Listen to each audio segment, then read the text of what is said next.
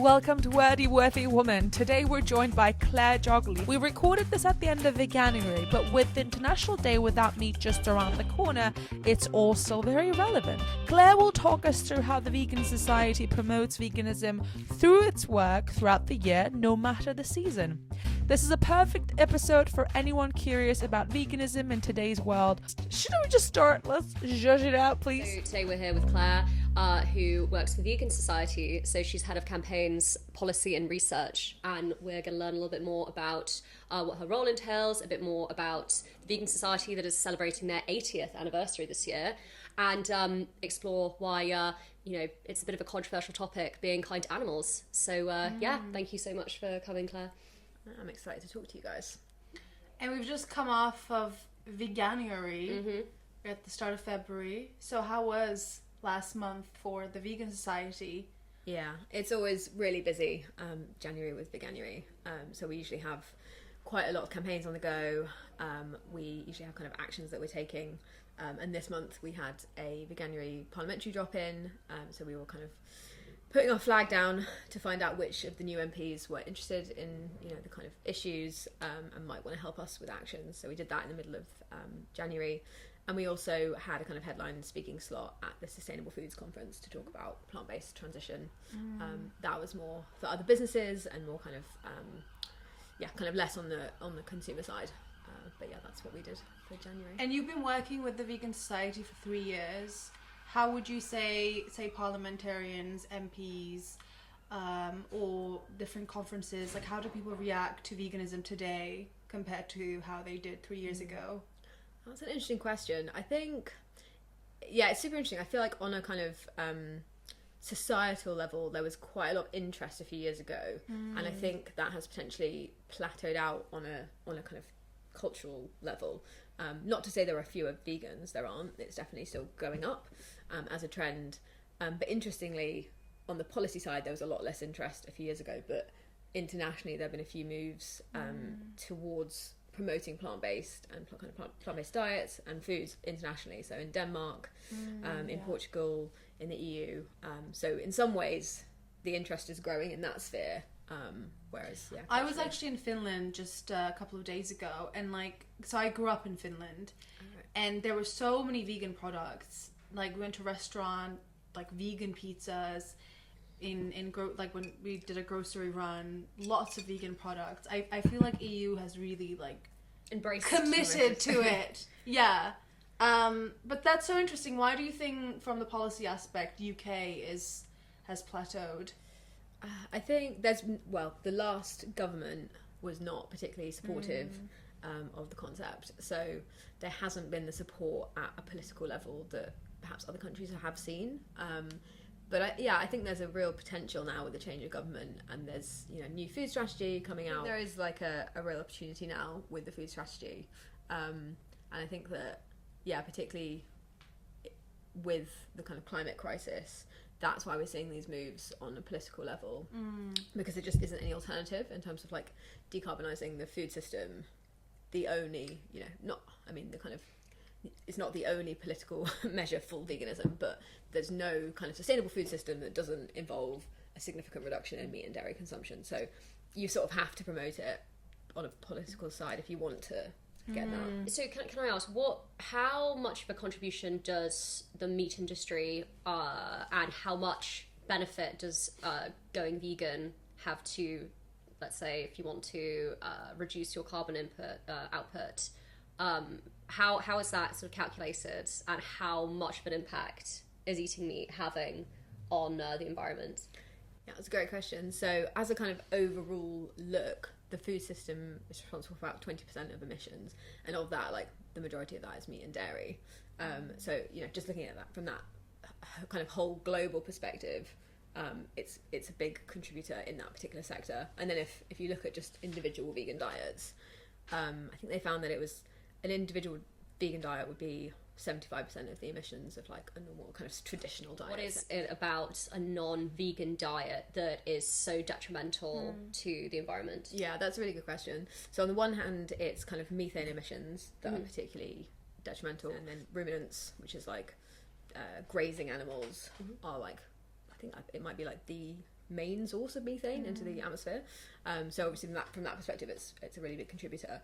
But then if you think about food systems in general, eating animals is like not a very efficient way of getting food, because if you're thinking about it, you need land for the animals to be in, you need like the processing of their in their environment, you need like all the machinery, all the lights, everything to kind of like to raise these animals for a really long period of time. Like electricity, power, like, you know, staffing, all of that. You need to then raise food, you need to use other fields and other kind of like land to then provide the food for the animals to eat. If they're not grazing, if they are grazing, they require even more land. So it's just like very inefficient. And then if you think about like kind of the processing process, you're then having to send them to slaughter, packaging, processing the meat. All of that is like a really kind of extensive process when you compare it to, say, growing, I don't know, a carrot, you know, in terms of the actual processing. The power you needed to do that is much, much less. So you're cutting out the middleman, essentially. So what we're doing by eating animals is we're basically giving them feed, and then there's a energy yield loss from that, and then we're eating those and all of the processing, as you say. So the way that veganism helps support being more responsible with our energy and environment is by cutting out a big part of that process, because we can probably eat the same feed that it's one of the things that actually like I find most kind of satisfying about veganism, because I really like efficiency, and I sort of, what appeals to me a lot about me is like the holistic solution it is. It's just so much more efficient, and there's something quite like irritating about how inefficient, even if you take aside the moral arguments and the environmental arguments, it's just like very inefficient to use lots of land and like animals and sort of power to make something that you could make more easily with plants. So there's something about that kind of really appeals to me. And then there's, again, like the catch-all effect of, in my opinion, it's a great solution to like health crises, like environmental crises, animal welfare. So again, you know, I really like that I'm working on like multiple fronts, and it's not just, you know, super single issue. It actually crosses over a lot of different areas. Speaking of efficiency, why do you think there has been some resistance from, say, capitalist stakeholders? There was one from like the milk industry, people lobbying against all these plant-based drinks. Saying you couldn't call them milk, right? Was that a big one? Yeah, where anything that was not made of dairy secretions was considered not milk. I don't know if that sort of went anywhere, but what was that all about? That's true. So there's still under EU legislation, there's like protectionist laws around milk specifically, so, and dairy products more widely. So you're actually legally not allowed to call alternative milks milk. Obviously we all do, because we have like normal colloquial language that we use, but actually legally, so if you look at the packaging, they don't call it milk because they're legally not allowed to. They call it like soy drink. Same with like butter. I think in the US it was like almond juice. And but it's like, exactly. Why is that? Because people were getting confused? Or no, it's not like, it's not confusion. It was a protectionist move from like for the dairy industry in, I want to say, the 80s or 90s. So it's quite old legislation. I would say it's out of date, you know, and we should remove it. But it lives on. It's yeah, well, we transposed it when we left the EU, so we've kept all. We could remove it if we want to, but yeah, we've kept like all the old EU legislation unless we decided specifically to remove it. So going back to my original question, why do you think so many people in the kind of more traditional industries were hesitant? Like resistant to alternatives. Not just hesitant, you're right, resistant. Yeah. Well, I think there's like the kind of obvious answer is that there's really vested interests. And what I find really challenging in my job is that while I'm kind of lobbying for this industry, it's pretty young as an industry, and as a kind of like coordinated movement, you know, we're talking like 50 years, like less that we've kind of been active politically, whereas the meat and dairy lobbies have been active for kind of hundreds of years and have been promoting their interests for that time. And you've got, you know, it's a kind of natural tendency towards monopolies, especially globally. You've got like, maybe, I think it's like something like 9 companies control like all the world's meat like production. It's crazy. That's insane. Or it might be like all the world's pork production. So it's like really very concentrated. Yeah, it's super concentrated. So you've got, and like, yeah, of course you've got small holdings and like small farmers, you know, farming like one animal. But that is, but let's be honest, you're not going not like the situation. And I think people often think like, when they think like, oh, animal farming, they think farmer has, I don't know, 15 cows. One man and his dog. One man and his dog looking after cows, and like that's maybe like less than 10% or like of the entire industry. And realistically, really, your meat like is not coming from what you're them. Thinking. Most people are eating is not. It's coming from like So pork, like it's literally, concrete tower blocks of like pigs like rammed in. Like it's actually, if you look into it, it's actually horrific. And I think it's purposefully hidden. So if you go to the countryside, like you can't see this, and it's for a reason. It's because it's like they don't want the public to see that, and there's a reason why all of these farms, the investigators have to kind of like go undercover because they're not allowed in because nobody wants cameras in there, and it's because it's horrific and it's purposely like hidden from public view. So you would have to go and look, farms, and sometimes when you drive the wrong way. Are these the slaughterhouses or the farms? Both, both. Wait, so the farms are that as well? Because from someone who eats meat's perspective, I can understand how people would find a slaughterhouse distressing because the concept of death is uncomfortable for sentient beings. But the fact that the farms are also hidden is a little bit suspicious and surprising. Yeah. Why is the farms where they're being raised also so hidden as well? Yeah, because I think essentially what's going on there, they don't want the public to see. So it's just inhumane treatment. And people think, I think conditions. people often think that when they're driving through the countryside, they're seeing, a bunch of sheep on a hill. Yeah. That's the extent of farming. It's like, no, if you think it's like we're killing billions of animals a day, where are they? Like, where are they? Not where not are on they? the hill. They're not on the hill. If they were, you would we'd be completely overrun. It's like fast fashion. What you see, like you're thinking it's sort of like an atelier, hand stitching something, but actually it's more like You're Shein. killing like People inhaling like nylon sort of fumes or whatever. It's not, the sort of romanticized idea of a farm, but it's not really most people's like opinions on it because like you said, you don't see it, so I can understand my opinion about it.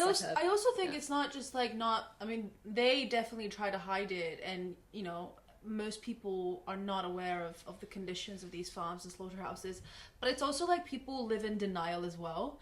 Like I had a friend who we were one of the formal dinners at Oxford. They were serving duck, and I was like, oh my god, this is a duck. and then he was like, yeah, it's a duck. And I'm like, but it's a duck. And then he was like, wait, don't tell me. Like, I don't want to think about it. So I feel like also people just don't want to think about, like, you think it's duck, it's pork, it's beef, but you don't really want to think about where it's coming from. Yeah. Well, we call that concept cognitive dissonance in exactly. Kind of like, what do you mean by cognitive dissonance with regards to eating animals? So it's the kind of, exactly what you just described, Anna. It's like, you sort of know on some level that that's an animal, and on some level that is kind of that the animal wanted to live and that like it doesn't really want to die, and then you sort of know it's meat, but you are purposely trying to forget it or not think about it because of the kind of uncomfortableness that comes up if you do think about it, and then the way that you would sort of have to either accept that you were doing something that was probably you feel is morally wrong on some level, or change your ways, and both of those things are not good. Yeah. It doesn't feel good to either kind of do something you kind of think is wrong, or to have to change your lifestyle and your way of doing things. Is like both are big challenges. Do you think this cognitive dissonance is causing, because whenever veganism in the mainstream is brought up, it's always sort of followed by a lot of sort of I don't know, this kind of criticism that I think might be a little bit unwarranted. I don't know much about PETA, but what I do know about PETA is that everyone loves hating on them. And I don't know if they're good or bad. I would like them to be good people. But it seems like people take a lot of glee out of their mistakes or advertising something that like, haha, they did something wrong. Do you think that helps with the cognitive dissonance? Like, how do you work around the fact that people don't want veganism to be the answer, because that means that they might have to change their ways, change their morals, and that makes them feel uncomfortable? How do you, as someone who works in like, you're trying to campaign for something that you know is morally right, knowing that you're always going to be on the back foot because everyone is looking for this not to be the solution because that is so inconvenient to their worldview? Also, sorry, just full disclosure, PETA is the animal rights charity. Right, okay, got it. Yeah. That's a really good question. It's probably the hardest thing about my job, and a lot of us in the space is exactly what you've described there. It's so inconvenient for people to have to kind of change their lifestyles, and it makes it really difficult, and especially for, I sort of talk more broadly about animal rights charities in general, because at the Vegan Society we don't tend to do so much of like the shock horror stuff. It's just not really how it's not our theory of change. You don't want, like, and guilt it's trip not our, people. yeah, it's not to say that it's not valuable, or that, you know, people shouldn't do it. It's more just that from our perspective, it's not where we fit into the wider movement, and we think we contribute something different. But for animal rights charities in general, it's a real challenge, because what they find is, and I've read some research about this, that when people are confronted with, like, particularly, like, I don't know, abattoir videos or footage, it's often very convincing. They kind of watch it. If they actually get to watch it, they tend to kind of come away and think about it, and sometimes it sticks, and they start thinking, I need to do something differently. But it's one of the things that's hardest to get people to watch. Like, there was a study, it's like they'll go really out of their way, like they'll watch other adverts for like 5 minutes, they'll kind of like, you know, they'll go out of their way not to watch it when they know what it is. And that's exactly what you're talking about. And so how do you convince people when their first reaction is that they don't want to be involved? And then, you know, a lot of my job is like finding hooks to talk to people about things.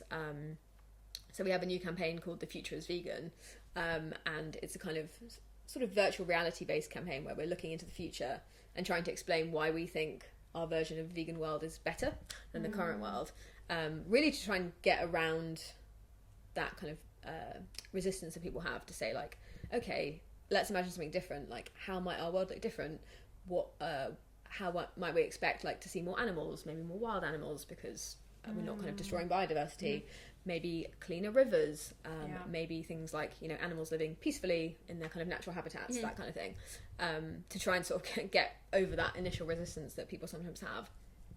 I think the future might actually be vegan, because I came across the statistics from a report that actually the Vegan Society released. So as of 2024, 10% of people in Great Britain follow a diet that reduces or has eliminated animal products in some way, whether vegetarian, pescatarian, or plant-based, reflecting a broad and collective movement toward a more mindful and sustainable ways of eating and living.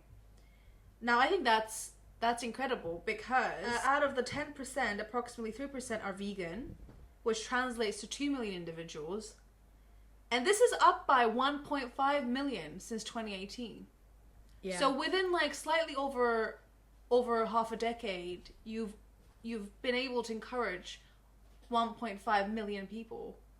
Yeah, there's been like a massive to transform their entire lifestyle. Yeah. Because in 2018 it was 0.5 million, right? Yeah, it's something like that. 0.5. So it's had a massive growth, particularly. So I've been vegan like 15 years, and I would say the last kind of 5 to 7 has been the most kind of like transformative so far that we know of so far. So it kind of went from being pretty fringe when I started out. It was still quite a fringe idea. Like I didn't know any vegans until like a bit later. And for a lot of people, I was the only vegan that they knew. How long have you been vegan for again? So 15 years in total. Wow. Okay. Yeah. So you're true believer. Right. So 2010. It was, like around then. What were we on now? Like, I was about 15.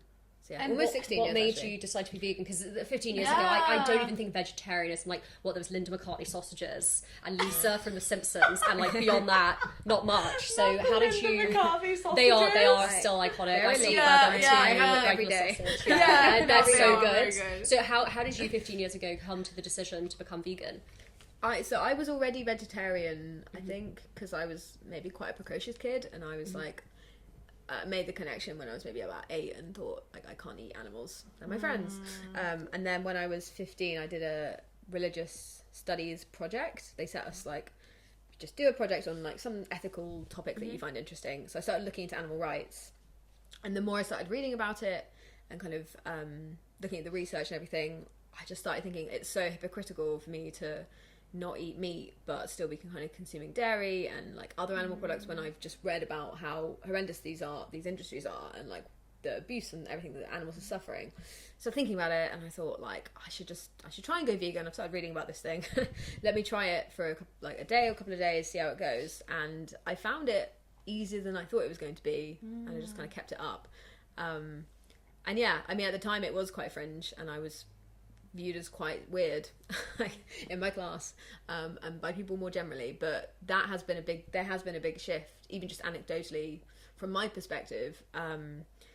It's just not as weird anymore. It's a lot more normalized. So I'll meet frequently meet MPs or other people who say, oh yeah, my daughter is vegan. Like almost now I talk to someone, every single person goes, my niece, my daughter, my cousin, so so normalised now. it's like it's much more normal. And I think what I also kind of we found with those figures that you mentioned was that a lot of this trend has been driven by younger people, exactly, which is I think super relevant, not just because they're the future and they'll be growing up to be, and they'll become hopefully longer term vegans, but also I think there's something quite interesting about how social groups work as well. So usually you're quite influenced by your peers, so I'm very hopeful that in the longer term all those younger students where it's much more normal and more of them are vegan will influence their peers, and their peers, because they're used to being around their friends, it's not weird, it's not kind of strange. They may not be vegan yet, or they may kind of just be kind of reducing or on that pathway, but at least I think it will have like a multiplying effect in those groups. At least that's my... Do you think that it's that young people, i.e. that is of this generation, and the next generation are going to be progressively more vegan? Like, what is driving that trend? Yeah, I think there's something in the openness of, especially when you're learning about the world, when you're kind of, say, a teenager and then a young adult, and you're kind of forming your ideas. I think it's so not just veganism. I think it probably happens with a lot of different topics where you're opening to the world for the first time. You're kind of breaking away from your parents, and you're often, not always, but often questioning accepted norms and accepted ways of doing things. So I think we see this with a lot of trends, like kind of LGBT trends, and like young people tend to be a lot more open to it, partially because they're sort of breaking away from like earlier, older generations. So I think it's something to do with that. And then I think, again, the kind of multiplying effect that happens with other things as well, not just veganism. And I think it's one of those things that drive trends among young people because they're just much more influenced by their peers than their parents. And it's kind of, even if you just look back to like rock and roll and like how much that was a breakaway movement from parents' generations, and just like really driven by young people listening to the same thing as their friends and their peers. So I think it's part of that. I don't necessarily always think that the younger generation wants to deliberately kind of switch around from what their parents and grandparents did.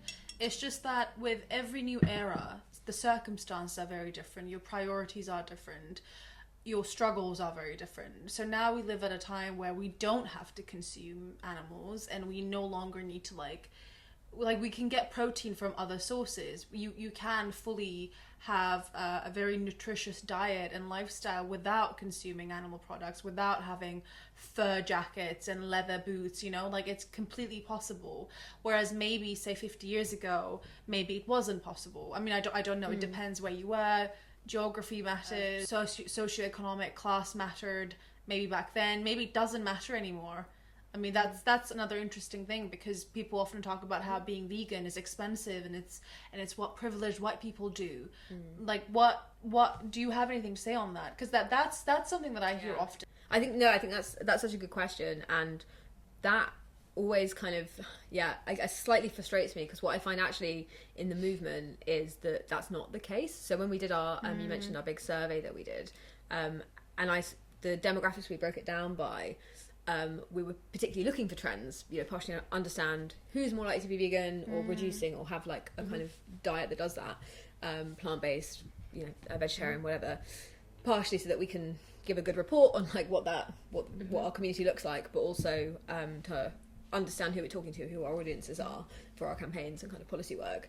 And we specifically looked at things like obviously gender being one of them, age kind of standard, but we also looked at kind of like ethnicity, religion, socioeconomic class, to say who are these people. And actually our findings were not that it's any particular, there was like no particular variance by ethnicity or socioeconomic class, which is surprising because we always get these accusations, but actually there's kind of roughly the same incidence of like vegans in every kind of class band. So that's debunked, that it is not something that is for a privileged group. Well, I think that kind of what's the word, like differences coming in is that I think our movement has not been very good at like platforming more diverse people and voices. So I think what's tended to happen in the mainstream, as it often does, is that it's like, oh, like thin white women are the face of this plant-based movement, when actually that's not really what, from my perspective, the movement typically looks like. Can I just say, I'm going to comment on that, because in your own report, there was a comment that says statistically significantly more women follow a vegan or plant-based diet than men. Yeah. So there is a slight gender imbalance. Oh yeah, then. there's a gender imbalance for sure. Yeah, no, there is a gender imbalance, and like that's something that I really want to work on. Like, and why do you think that is? Is it because real men eat meat? Like what? Yeah, why are men less likely to be vegan than women? Yeah. Great question. So we actually, because of this gender imbalance that we observed, have done a big campaign as part of our Vegan and Thriving campaign, looking at like men and masculinity, because we really wanted to understand like what's driving that, how can we get more men to consider this, and yeah, the thing that from our research that came out a lot was meat. Yeah, there's such a strong, I guess, link that men feel, or are kind of conditioned to feel, between their masculinity and particularly meat eating, interestingly, because we did some research and like we had all these like open text responses saying, you know, would you be interested in this? Like, what's stopping you? Kind of what are the barriers for you? And like almost like so many of them were just like, some people just wrote meat and nothing else in the open text response, and then some people had more in-depth answers being like, I would struggle to give up like meat in this instance, or like these kinds of things. But it was real prevailing theme out of, and we surveyed a lot of non-vegan men.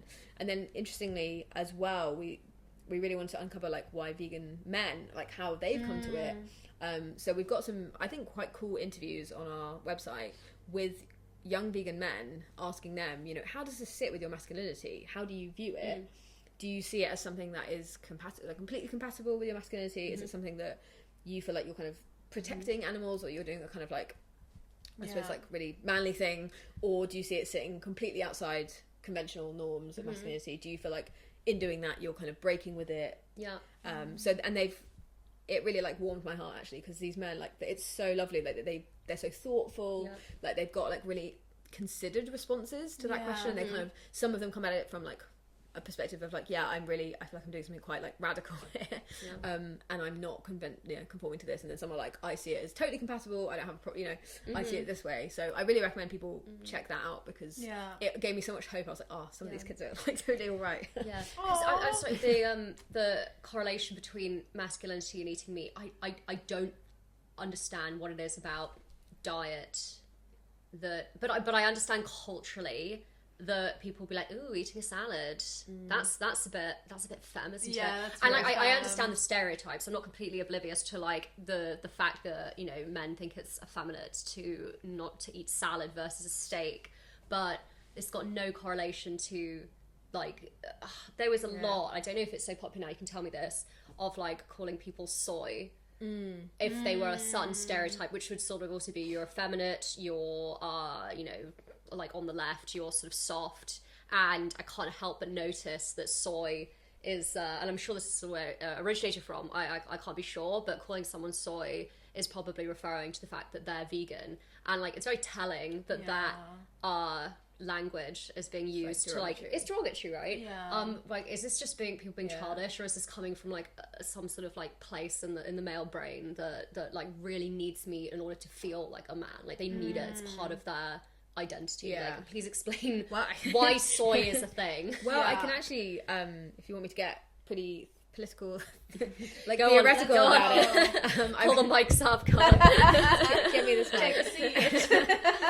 I read this book probably more early on in my like vegan pathway career, called The Sexual Politics of Meat by Carol Adams, and she makes, it's kind of feminist theory stuff, but she makes a lot of really good points, pulling out that the association that I mentioned, which, to be honest, when we did our research, I was surprised to find was still so strong. I thought we would have disrupted that a bit now, but it was really clear that was coming through, that it is this association with meat that is kind of like, that is somehow linked for these men, as opposed to anything else. But what Carol Adams suggested in her theory is that it is all part of the same kind of patriarchal kind of capitalist structure. And there's something to do with asserting dominance over others, and like particularly in this instance it's kind of like non-human animals, but it's also really interlinked like into dominion and stewardship and ownership. But there's an idea of and I think and I really subscribe to this, so I very much view like my veganism kind of, I suppose, more personally as basically an extension of like other anti kind of like anti-racist, like anti sexist, Yeah, anti kind of yeah. other kind of frameworks. So I would call it anti-speciesism, which is like basically the idea that like humans think they are better than other species, and that gives them Yeah. the right to exert their kind of dominance and their will over other species, kind of like men have been doing to women for many thousands of years. So I see it as basically like related, and part I of thought the it same would be structure. like men thinking, oh, they're like hunter-gatherers. But they don't do that, right? Like, No, they I don't. can understand if you had to go get They it. just go to Tesco's Really and then get- impressive, yeah. Let me get the like bow and arrow out. Yeah. But they're not. You go to the shop, and I don't think that meat is something that is still like you have to work for. It is very consumed, and I don't think there's any correlation between the men that go and hunt their own animals. I think it's a very small percentage, and if that was the 100%. case, wouldn't hunting be incredibly popular? And wouldn't they want like wild salmon? Like I don't know, it just doesn't. It doesn't fit, right? Like No. I know what the stereotype is. Like they want to be like a caveman, but it's like just doesn't. That they're the things that they say and the things that they're doing don't seem to match up. So there is probably some sort of weird I think dominion it, over the land that's sort of But going there are on also here. some people Yeah. who try to justify they not just like not being vegan, but being actively anti-vegan, Yeah. which is like, oh, but like being vegan is also being, you know, against indigenous traditions, and I'm like, Right. but you're not indigenous. Yeah, it's like, Like, cool, and then also, they I'm can't sorry, do it. like, That's not you Is specifically. that your activism? Like, have you supported them in any other way? Yeah. Or are you are just you trying to just disrupt the using them- conversation? Yeah. Exactly. Do you care, or are you just using it to like butt into a conversation Yeah, that you feel yeah. uncomfortable about? Speaking about that, interestingly, I did dabble in veganism, going on like 5 years now, and during my time being vegan, the reason I got into it was because I was basically already vegan. I just kind of realized, I'm like, oh, I just need to make 2-3 little tweaks and I'm like eating vegan. Like, why not? Like, why not just keep going with Yeah. this? So it wasn't like ideologically driven. I was like, oh, this is better for me and everyone. Go ahead with it. I've never been in a situation where people have felt so comfortable with commenting on my health and my body, like, at all, after knowing that I was trying out veganism. And people, like, I'd cough and people would be like, it's because you're vegan. And it was crazy. And they felt so entitled to sort of say stuff like, I'm naturally pale, as you can see. You know, so many people saying like, iron deficiency. I'm like, you've never said that before. No one has ever said that before. And felt that it's an okay thing to say. But the fact that I was trying to be vegan was like, it gave them an invitation. And they were gleefully bringing up any ailment, you know. I'm like, oh, yeah, got a bit of a flu, whatever. Like immediately, oh, it's because, you know, like iron or something, you need to eat more meat. And it's like, you don't care if I'm puffing on an electric like battery all the time. No one cares about that. No one's cared about my health. No one actually cared about my health, and I don't think they were caring about my health. But it's kept being. It was so irritating to me. It was a big part of where I sort of like gave up in the end, because it was so annoying having to defend myself constantly. And it was just so irrelevant, and it was, you know, it's incredibly rude and invasive. People commenting on like your health, and as a vegan yourself, how do you do you struggle with that? People feeling that they're entitled to make comments about your body, and feeling like good about kind of knocking you down a peg by that. Especially because you've been vegan for 15 years. Like, what were the And you look attitudes great, like? so it's clearly not done. Yeah, exactly. Guys, she has not died from iron Exactly, deficiency. literally, we've Yeah. found someone. Yeah. It's so good. She's here, Yeah. alive and well. Yeah. Still alive. How did Still you- alive. Very Yeah, strong. amazingly. Well, I think to a certain extent, yeah, and I totally empathise with that, because it happens a lot, and people do, like, I totally validate what you're saying. Like, people do feel entitled to kind of just pass comment on on you and your life and your lifestyle. I think I'm fairly lucky in that, like, because I've been doing it so long, Yeah. it sort of then slightly, like, inherently disproves what they're saying. Yeah. Because Yeah. like, if I were to have succumbed to anything, it probably would have happened by now. And I'm, you know, lucky enough to be fairly healthy, so I don't face a lot of that criticism as much. But I do feel bad for anyone who, you know, doesn't conform to like kind of standard ideas of like how they should look, because you will get picked on for that reason. And it is really frustrating. But I think it comes back to what we were saying about people feeling that it must not be the answer because they don't want it to be. Yeah. So there's a real like strong incentive to find like any reason why they couldn't do that themselves, because if they can't find one, they will have to think about why they're not doing it themselves. Yeah. So, So convenient. people often will yeah. reach for anything, be like, oh, it must be unhealthy, oh, it must be this, oh, I couldn't do it Yeah. myself because of Yeah. my this, or Yeah. like, But whereas I mean, I'm kind of big tent style about it, so I'm like, in our definition, we have the words like as far as is practical and possible. Yeah. So I think it kind of covers a lot of options for people where really the only person you have to answer to is your own conscience as to like whether that's possible for you. So for Indigenous tribes, I'm not saying we should tell Indigenous tribes to go vegan, but sort of anyone that thinks like, oh, it might be difficult for this reason, I'm like, well, do it everything other than that, you know, like go most of the way. Like, I'd much rather more people were doing like plant-based or kind of like trying their best. Do you think even the word plant-based is some sort of way of, because going back to the man topic, the man topic, I think that men are more comfortable with the concept of plant-based versus vegan, because I think plant-based, again, it's like keto versus Atkins. It's the same thing. You're going on a housewife's diet from like the 80s. It's the Atkins diet. It's just repackaged to be for boys. But do you think, because as someone who does like campaigns, do you think that, you know, is this part of like winning because it is all there's a lot of people that are gunning for you to fail and for veganism to fail as a concept, not just from like big dairy or like big meat, but also people wanting it to be inconvenient, you know, it's inconvenient to be vegan. Do you think that, you know, as someone that works in the kind of like campaigning, that you're sort of overcoming that? Are we overcoming that? Yeah, I think overall, yes. So like you noted, there has been a big shift in the last I guess 10 years. And so I think the cultural attitude has shifted. It is a lot more normal. I think, well, this movement is only really, the modern movement's only really 80 years old. And actually in the last 15 years, we've made loads of progress. So if our trajectory carries on, we should eventually kind of move towards it. And I try and keep it as like a wider historical lens to avoid getting like frustrated.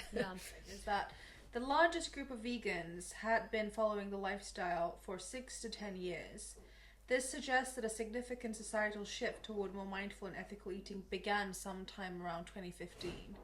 Now, I found that quite interesting. What do you think were the factors that contributed to this change around 10 years ago? Interesting question. I don't know if I've got like a handy answer to that. I've never been asked that before.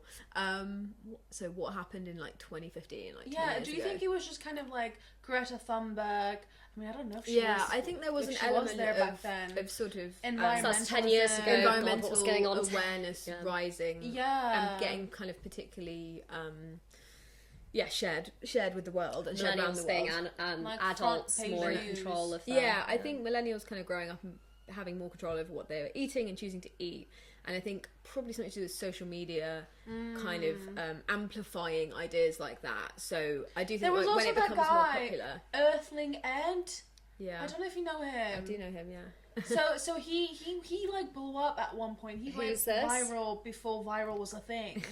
Who's I'm like I'm sure Earthling Ed. Ed Winters is like you've definitely seen him. He's an animal rights activist, but he's really cool actually. I like Ed. Shout out to Ed. Hope you're listening, Ed. Hope you see this. Keep doing the but he just kind of basically his whole thing is like debunking like. So he's like arguments against veganism. But he's motivated very much by like love of animals, right? Like it's not necessarily for health reasons or no. For him, it's very kind of moral, like ethical. But there are lots of people who come to it from like an environmental perspective, or sometimes like kind of personal health. Like they'll think it's a cleaner, like healthier diet, which I think it is. And then often they'll kind of start appreciating the other arguments, or they'll start like understanding more of the other arguments. So often what people find is they might start with like an environmental perspective or a health perspective, and then the more, in a weird way, like once they're not eating animals anymore, they find it much easier to understand the moral or like I suppose like assimilate the moral argument, because I think there's a real in research anyway, there's like a real barrier if you are a person eating animals to like thinking it's unethical, because you know you've got your own kind of interest in not thinking that. So often if people have like given up for a while, they'll find it a lot easier to like accept that argument than if they are, you know, themselves like committed to perpetuating it. They're like, well, I'm not going to agree that what I'm doing is wrong, obviously, because nobody wants to think that. Do you think there is a correlation between being, say, university level educated and not having a university level education. Yeah, so there is being actually vegan. Yeah, what's super interesting is that our research found that as well. So it found that being a graduate, so the only metric they used was like graduate or non-graduate, but there was like significantly more graduates were likely to be vegan than non-graduates. So that again, it's interesting because then, like I said, there was no kind of particular correlation with like socioeconomic background or ethnicity or anything, but that one was. So clearly education is one of the things that like encourages people to think about it. That was an interesting finding for us, that like graduates seem to have that thought. And I wonder if it's partially to do with like when you're at university, you're hopefully intentionally being like exposed to new ideas, and you should be, I think, thinking not just about veganism but just your whole like world framework, and like interrogating things you've been taught, and teaches like you to questioning all all of of these these things things that we your just take for granted, we just consider normal, and maybe a lot of those things aren't normal, and a lot of those things, you know, the diet is a big one. And I think as well, like there's been a lot of education around diets, and for better or worse, a lot of information being put out there that is not sort of from, you know, the food pyramid at school. Lots of people influencing opinion on, is what we're eating good for us? Is what being put out there good for us? And like questioning it. And it's quite a radical thing. And I imagine if there's a lot of people at universities that are doing this, they can create a movement as well, because you've got that sort of nucleating factor, all being in the same space and being able to share information. I also think like being at university, it's surprisingly easier to be vegan or vegetarian than it is to be a meat eater. You're so poor, you have to. Yeah, you're like it's like forced meat to. is expensive, and also like time consuming to prepare. Yeah. Whereas like you get like, I don't know, chickpeas and then whip together this a is salad. why during my PhD I just realised I'm basically vegan, just because I was on a stipend and I was like, this is just veganism. And so it was easy for me because it was already happening. So maybe being a bit broke, because this concept of me being a vegan, it's like elitist, and you know, salads cost X amount versus a cheeseburger. I'm like, I'm not eating an avocado salad every day, I'm lazy. But like meat is the most expensive thing on my meal, and I eat less meat because I just can't afford it, and especially during my PhD I just couldn't afford meat. So it was just a lifestyle choice. Just like you lifestyle choice, but she had no choice. I have no choice, and I do wonder if like it's so annoying because like again it will never happen because certain people bring this up and it's just like been given such a negative stereotype, but meat tax, and it literally won't happen in me, because you know everyone was like threatening, saying like, oh, the current government now is going to introduce a meat tax. As far as I'm aware, please correct me on this if I'm wrong, no meat tax have been threatened. But now it won't, because everyone's been saying, you know, what's wrong with the meat tax? We have carbon emission taxes, we have taxing all these other stuff. Like, I don't see why, if it is damaging, and I think that the evidence is overwhelming that it is damaging, but it just seems like no one can handle not eating meat. So can I ask, what do you think will happen with the vegan movement, but also at large, this kind of climate action movement, within the next 5? I mean, I know you're not a fortune teller. You're not going to be like, oh, let me look at my little ball. It's more like, because across the world we're seeing far right political parties gain more popularity. You know, the Netherlands, France potentially might get there in 2027. Like Finland. I mean, obviously with President Trump now. What do you think is, because they have a very clear stance on like whether you should include meat in your diet or not. Like, is it concerning, or are you not really? Yeah, I mean, I do worry. I 100% worry about it from a political perspective, because I think the changes we need to see to kind of encourage more people to take up veganism, and even just, you know, vegan alternatives. It doesn't have to be from an environmental perspective full veganism, but to get that change, I think we do need political action. We need, you know, governments to maybe get plant-based defaults, or try and encourage the sector to make those options cheaper. So yeah, from that perspective, it does worry me, seeing like more far-right governments and all of that. But then on the other hand, I do think that the trends that we were talking about with younger people, I think that will continue. I see no reason why that won't continue. And I think especially if people are like resisting, say kind of far-right governments, one of the things you do have control over is your diet. And like what you consume. And then I think also the kind of third element of the climate crisis getting more and more real, more and more immediate, I do think more people, when they're seeing, you know, wildfires on TV, will start thinking, okay, my government's doing nothing. Yeah. What can I do? Like, what can I do personally? How can I kind of like, what can I control? And veganism is one of the things you actually can control from your own perspective. It's one of the biggest ways you can personally contribute from an environmental perspective, in a way that you just don't really have control over like other things. So I think those kind of like 3 different elements will probably contribute to the growth in that sector. But yeah, I am worried about like the rise of the far right in different countries, because it's not going to help the agenda at all.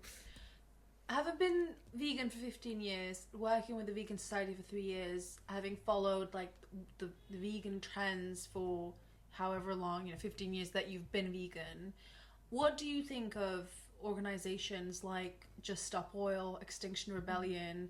I mean, they're more focused on the environment, preventing climate change. I think at this point we're really talking about adapting to climate change. But what do you think of their tactics? Because they are very controversial, especially Just Stop Oil. Recently, 16 or 17 activists got sentenced to a total of 41 years in prison because of their disruptive protest techniques or methods that some said posed a risk to public safety. How do you, just as a vegan person who's concerned about the environment and where we're heading, like, what do you think about that? Yeah, no, great question, and I'm going to answer it with some thoughts about like more political theory. Yeah. Which is essentially, I think that in any rights movement or any movement at all, I think you need different elements. I think you need some people who are pushing on like the direct action, kind of disruptive, perhaps kind of like controversial side, so that they can get their topic discussed and get it like onto news pages and get it in front of people. But in every movement you've also seen more like what they call insider game, which is like engaging with existing structures, institutions, to try and kind of push like your perspective and your kind of rights movement forward internally, rather than just external pressure. And usually you need like both. If you look at like civil rights in America, you were seeing like very peaceful, like direct action, but not like violent, and or similar to the suffragettes and suffragists who hated each other. And I remember this came out like GCSE like history, but we would get questions of saying like, who was doing it right, who was doing activism right? Was it the suffragettes who were chaining themselves to railings, throwing themselves in front of the king's horse, going on hunger strikes, burning football pitches to the ground for women's suffrage, or the suffragists who were writing letters, who were doing this sort of more kind of, less destructive, disruptive tactics. And I think, you're saying the answer is we kind of need all of it. I think you need, I agree with that. Yeah, and I was thinking, I feel a bit sorry for the poor suffragists, who I'm sure for every person chaining themselves to railing, lame now we're writing like 20 letters to their MPs and like doing all this sort of action that is never like remembered, and it was probably just as important to getting the vote for women as the people chaining themselves to railing. Because it's so normalised now. So the idea of starving yourself for women's suffrage is just, it's so justified and validated, and you're seen as heroic. Whereas because we're seeing it from the perspective of it being normalised, that women should have the vote and it's a right, and we've like the public zeitgeist has moved so much, so they're not seen as sort of like crazy, selfish, disruptive, criminal. That's what they were called at the time, though, right? I mean, like, that's exactly what the political perspective was. With, the majority political perspective was on suffragettes was like, they're crazy, disruptive, like lunatics, like criminals, like that. And that's exactly, and I think that will always be the case as long as people are fighting for something that is not the standard norm, or is not like perceived as like important. So we should be careful when we judge the methods of people like Just Stop Oil, which is, again, their whole point is to bring this conversation to a head, to bring it into, similar the way that the suffragettes were doing. Let's not judge them the same way people did at the time with the suffragettes. You see, most people were, condemning the action, saying, even within their own movement, even the suffragists saying, we're not violent, we're not doing it this way, you're making things worse. That actually, now in hindsight, we know that was necessary for change. And it's hard because you don't know what's actually going to be the final blow that will make, if anything, to make the movement sort of come to fruition and become mainstream. But we just can't know if Just Stop Oil or those sorts of methods are going to be a benefit or positive until we have the benefit of hindsight. That's true. Yeah, you don't always know what the outcome's going to be But I think, I do think it is helpful, because even just from a perspective of, so say I'm kind of doing, and I would class the vegan society as more kind of pragmatic, more on the insider game, and more kind of positioning ourselves as like helpful resource. So we do a lot of like resources, education. As I said earlier, we don't tend to do like the kind of shock horror tactics. But I do think those are necessary to get somebody to perhaps start thinking about it and then come to us, and we can give them education, resources, help them take those and steps. what might help someone. So maybe if they're really responsive to it, maybe someone watches Dominion and they're like, that's the thing that really got to me. You know, that could suit one type of personality, whereas, you know, your information and, you know, less sort of graphic version of things could be more suited to another type of person. So the fact that there are different ways to get different people is important. So you do need to have like stratification of the big sort of movement. I worked in advocacy and campaigning for some time for a different cause, and I completely agree with that, in a sense that like there are certain things that you do that will be annoying to some, inconvenient to others, but you really, at some point, you need to build public momentum to create public pressure, so that, you know, MPs start to actually listen to, because they've got so much going on for them. They're, you know, their plates are full, and like, because there is so much happening, if you don't really somehow capture their attention, but yeah, it's tricky because you risk losing public opinion, I suppose. That's always a risk. You, as a woman in a senior leadership role, what do you think have been some of your most difficult challenges and kind of like things that you've learned along the way? Because we didn't really touch up on it, but you worked in FMCG industry or sector before this. You've done political communications, lobbying. You've worked with tech companies. And so your journey to this point has been long and interesting. But so right now, in the senior position that you are, and specifically I would say as a woman, like what lessons have you learned? What hiccups did you have along the way? Yeah, what a question. I mean, I love being in the senior leadership team, honestly. And I think one of the most interesting things about it is, I suppose, slightly on how your perspective changes in a management position in a way you don't really expect. Like you have a lot more access to some of the challenges that happen, like all things that you see at the top that you just don't see, like as more of a worker, I suppose. And that can be quite difficult to deal with, and sometimes you have to deal with like just much higher level like challenges, and often you're being brought problems a lot more because you're the one that has to kind of solve them, or it's sort of much more your job now to deal with like difficult things. So often people bring you stuff only when it's not going well, and it's like, right, what do we do about this? But in some ways that's really fulfilling and challenging, because you're kind of having to problem solve a lot. But what I found most surprising in some ways is that women often don't put themselves forward for kind of more management roles, and I've literally seen women, when those roles come up, kind of defer to other people or to think they aren't like qualified. And I know that's a general, a general kind of issue, but it was quite surprising to me where women, like even on my, in teams I've worked in, will kind of go, oh, we know I'm not qualified for that, or I'm not sure like if I would be right. And I'm thinking, well, of course you are. Why haven't you put yourself forward for that? And that's quite, I wish more women would. Like I wish more women would. And I'm not putting it entirely on women, but I think obviously it's not just, that's not the only problem, but it is interesting to me that seems to be such a trend. I've seen this as well for job descriptions that I've noticed in the past like few years, that they'll often say something like, hey, here's the job requirements, here's the skills we're looking for. By the way, if you're a woman, we don't actually expect you to have all of these. And this is in the job description. And it annoys me because I'm like, well, why did you put them all in there? Like, but they do actually have something being like, we're aware that women will only apply for jobs where they have 100% of the skills and experience. Oh, that's so true. Just FYI, but this is our like absolutely like top tier, what we are like really would be fantastic across the board, but we do not expect one person to encompass all of this. This is just like a collection, a constellation of different like traits. And women will see that and be like, nah. And I think it's like, men will apply for a job if they think that they have 60% of the skills where women will need like nearly 100%, otherwise they won't apply. I don't know like where that comes from, but yeah, that's like a huge problem. And it's funny that I'm seeing that. I'm glad that I'm seeing that now, that people are acknowledging in the job descriptions, hey women, like just please apply. If you that's have actually so good. a good, you know, it's so important because I didn't even know this until I saw it. Like, and this is so recent. This is like in the past like few years I've seen this, and I'm like, good for that person to say that, because like I think you know, a lot of the onus that you're saying, like, you know, you have to you know, guide women and say like, oh, you have to do it, but I'm very glad that people are saying to them directly, please go for these senior roles, because you are so much more qualified than you give yourself credit for. Like, as a collective, we do not give ourselves enough credit. No, we really don't. And I nearly didn't go for my job now because I looked at it and thought, well, I'm not qualified for that. Oh, that's too senior. I don't have, you know, the qualifications.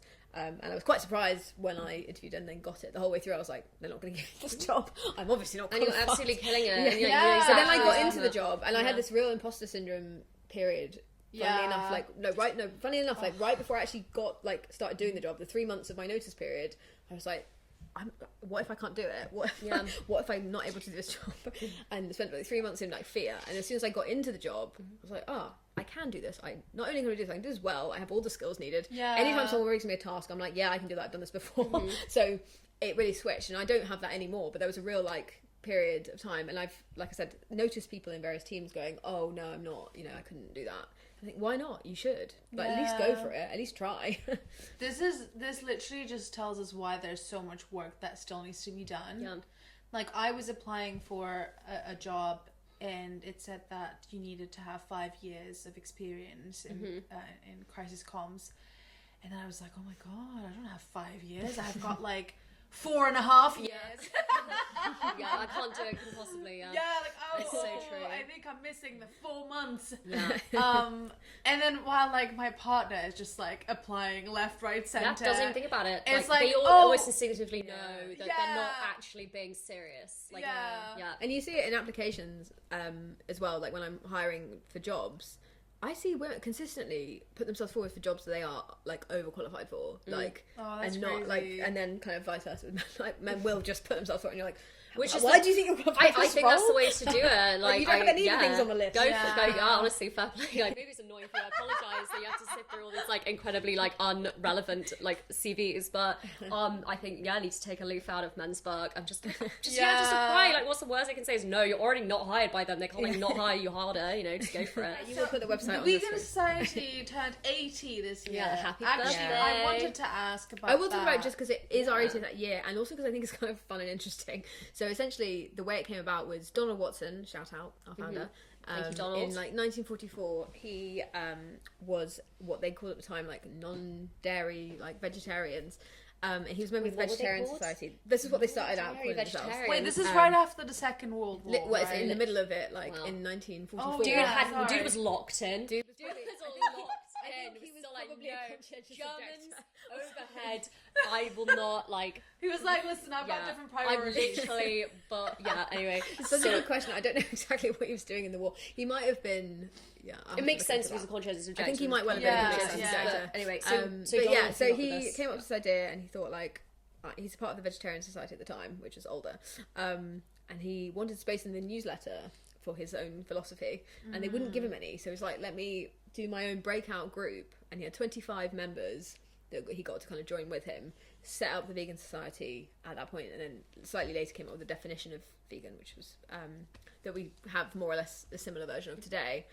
And their first campaign was to do with rationing, because it was like they were campaigning to allow vegans and I suppose presumably also vegetarians to swap out like their rationing, their ration of meat and butter and dairy products for other things. So interesting. So that was the first thing they were campaigning on. And if anyone's interested in this particularly, we are actually doing an exhibition to look at our history in Birmingham Library in May, and for a few months Check it out. to look at our archives and actually like start like showcasing our history and saying like this is what we were writing on, here are some early magazines, campaigns, like documents, but I kind of do it as to say if Donna Watson could do it in like 1944, Oh, yeah. so can you. Yeah, no, so yeah, Because he's a real imagine, one. I like, I'm always being told by like really vegans who have been vegan for like 30, 40, like literally 50 years sometimes, maybe not 50, but a long time, Yeah. who are like, oh yeah, you had to get like powdered soy milk, you had to like mix it Yeah, yourself, how did they and even do you had to like, it? I don't know, milk the eggs yourself, all this stuff, and they're like, yeah, it's really, really hard. And you think about it that in that kind of perspective, how far it's come in that time, so much more how convenient now. relatively easier When it is I make now. almond milk at home, I'm like, wow, I could What, be a domestic vegan. butter? Yeah. Yes, yeah, exactly. Just like put it in my blender. Wow. I did it. I'm halfway there. Yes. And they did that like in 1944. 1944, yeah. That's crazy. Well, thank you so much, Claire. We've learnt a lot, and again, Vegan Society. Yeah, the- well, Yeah, that's so much fun. check out our particularly the masculinity stuff. I've sent links to that. That's 'cause I really really- Thank you so much. Cheers, Claire. guys. Thank Great, you. great chat. This is fun. Thanks for listening, darlings. If you enjoyed this episode, be sure to follow us on Instagram, TikTok, YouTube, Spotify, rate us, comment, send us love mail at Wordy Woman. We are also on Substack, but we are currently working on it. And following this episode, if you are keen, of course, do check out the Vegan Society and give them a follow as well for more insights and updates. And that's all from us for now, from Maria, Harriet, and Anna. Lots of love until next time.